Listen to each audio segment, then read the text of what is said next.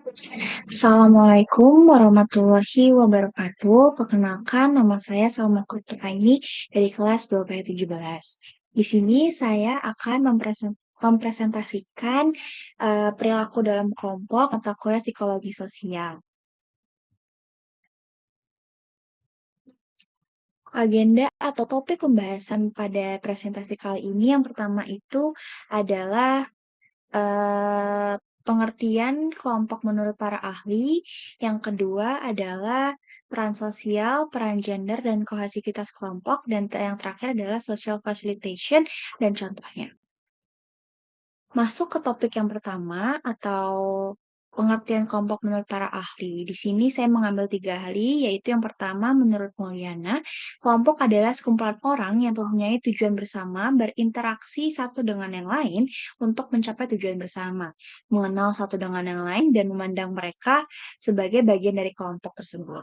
Selanjutnya itu menurut De Vito. Kalau menurut De Vito, kelompok adalah eh, sekumpulan perorangan yang relatif kecil yang masing-masing dihubungkan oleh beberapa tujuan yang sama dan mempunyai derajat organisasi tertentu di antara mereka.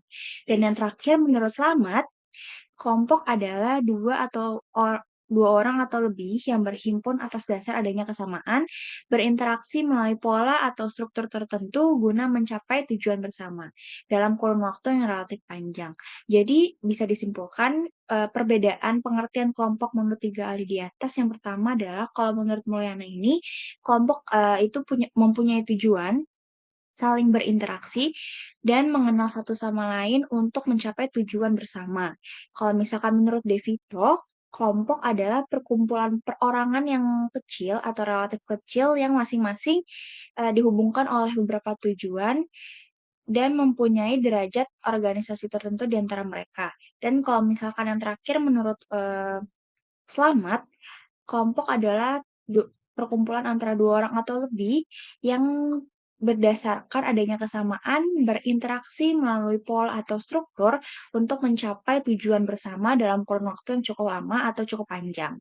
Jadi dapat disimpulkan kalau misalkan kelompok adalah sekumpulan 2 orang atau lebih yang memiliki tujuan bersama dan menentukan struktur dan polanya serta untuk mencapai tujuan tersebut dalam kurun waktu yang relatif panjang atau cukup panjang.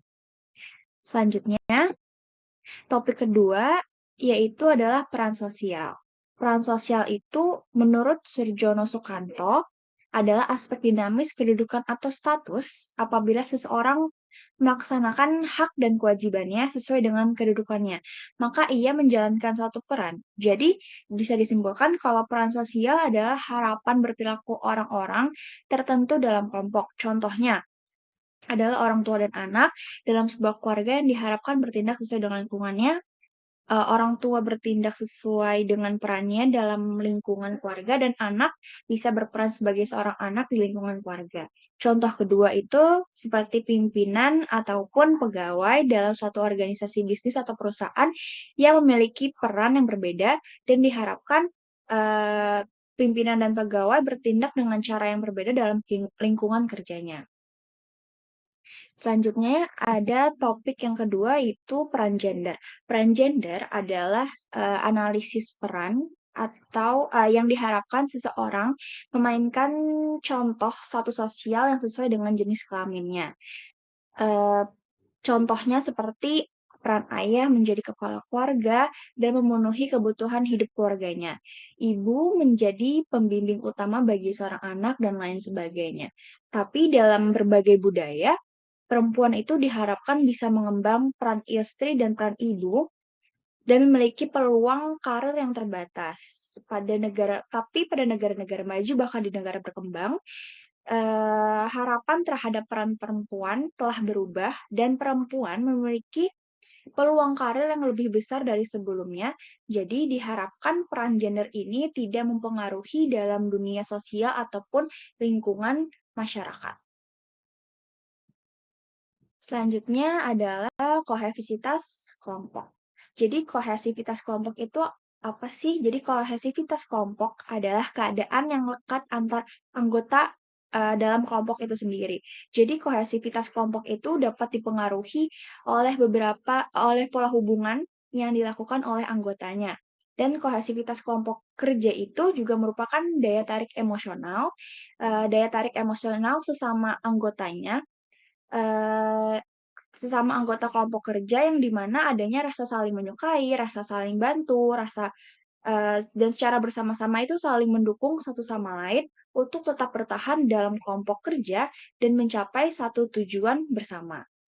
Dan ada juga beberapa faktor yang mempengaruhi kohesivitas kelompok. Ada 5 faktor yang mempengaruhi kohesivitas kelompok. Yang pertama itu adalah interpersonal attraction atau ketertarikan interpersonal. Yang kedua adalah stability of membership atau stabilitas keanggotaan. Yang ketiga adalah group size atau ukuran kelompok. Yang keempat adalah structural feature atau ciri-ciri struktural. Yang terakhir adalah initiation atau permulaan kelompok. Faktor yang pertama yang tadi yang setelah saya sebutkan adalah interpersonal attraction atau ketertarikan interpersonal. Jadi, suatu kelompok itu dapat terjalin ketika dalam sebuah hubungan tersebut adanya ketertarikan dari setiap individu masing-masing. Contohnya misalkan faktor yang mempengaruhi pembentukan kelompok selain keterkaitan ketertarikan diantaranya seperti kedekatan, frekuensi interaksinya, kesamaan, kelengkapan, timbal balik satu sama lain dan saling memberikan penghargaan dan, penghargaan dapat mendorong terbentuknya suatu kelompok. Selanjutnya yang kedua adalah stability of membership atau stabilitas keanggotaan. Jadi stabilitas anggota dapat dilihat dari lamanya anggota berada pada suatu kelompok. Dan suatu kelompok yang anggotanya sering bergonta-ganti itu cenderung lebih, memiliki kohesivitas lebih rendah daripada kelompok yang jarang beregenerasi atau keanggotaannya itu cenderung lama, gitu. Selanjutnya adalah group size atau ukuran kelompok. Ukuran kelompok bisa mempengaruhi kohesivitas kelompok. Misalkan konsekuensi yang ditimbulkan, yaitu semakin besar sebuah kelompok, maka kebutuhan akan antar anggota kelompok akan semakin besar juga, gitu. Jadi kelompok yang besar memungkinkan adanya reaksi-reaksi antar anggota kelompok yang meningkat dengan cepat sehingga banyak anggota tidak bisa lagi memelihara hubungan yang positif satu dengan yang lain atau dengan anggota kelompok lainnya, seperti itu. Selanjutnya adalah structural feature atau ciri-ciri struktural. Kelompok yang kohesif itu cenderung terjadi secara relatif karena mereka lebih tersusun dan struktur-struktur kelompoknya itu dihubungkan dengan tingkat kohesi yang lebih tinggi dibandingkan dengan yang lain. Dan yang terakhir adalah initiation atau permulaan kelompok. Jadi, seorang individu yang memiliki ketertarikan untuk masuk dalam suatu kelompok, pada umumnya melakukan serangkaian tes untuk mendapatkan keanggotaannya dari kelompok. Contohnya kayak tim olahraga yang melakukan tes kepada pemain barunya, atau misalkan, tentara sebelum masuk tentara atau polisi ada tes masuk. Dengan seperti itu, baik secara fisik maupun mental, dengan adanya tahapan-tahapan yang dilakukan seseorang sebelum bergabung ke dalam suatu kelompok tadi, akan membuat sebuah ikatan yang kuat antara, setiap anggota dengan kelompok tersebut. Selanjutnya adalah social facilitation. Jadi social facilitation itu vali social facilitation itu adalah dampak kinerja yang berasal dari orang lain atau meningkatnya kecepatan reaksi tubuh seseorang dikarenakan adanya kehadiran seseorang di sekitarnya gitu. Dengan meningkatnya kecepatan reaksi tersebut, maka sudah tentu produktivitas yang dikeluarkan seseorang itu lebih meningkat, jauh daripada sebelumnya. Orang lain yang menyebabkan, individu menjadi merasa didukung, dikuatkan, terlebih jika perilaku seseorang tidak berbeda dari yang lain dan individu tidak dikhususkan. Tapi keberadaan orang lain pun yang hadir di lingkungan kerja mereka juga bisa menghambat efektivitas seseorang dalam menyelesaikan tugasnya karena merasa terbebani. Contohnya misalkan seorang pegawai sedang mengerjakan tugasnya dan sedang diawasi oleh pengawas ataupun, atasannya. Atau misalkan mahasiswa sedang mengerjakan ujian atau mengerjakan tugas yang diperhatikan oleh dosen, maka, mahasiswa tersebut akan melakukan tugasnya lebih maksimal dari sebelumnya, gitu. Selanjutnya itu